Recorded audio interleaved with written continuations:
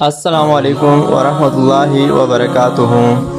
میرا نام ہے محمد کاشف اور آپ دیکھ رہے ہیں انفو ورلڈ۔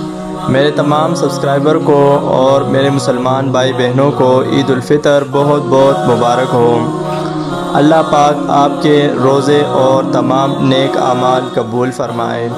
آج کی ویڈیو میں عید الفطر کے کچھ سنتوں کے بارے میں بتایا جائے گا، تو ویڈیو کو اینڈ تک لازمی دیکھیے گا۔ نماز عید الفطر کی سنتیں اور احکام۔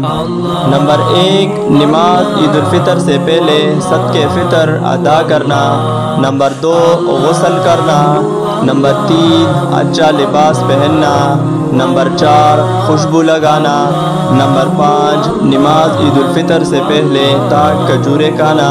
نمبر 6، نماز عید الفطر کے لیے عیدگاہ جانا۔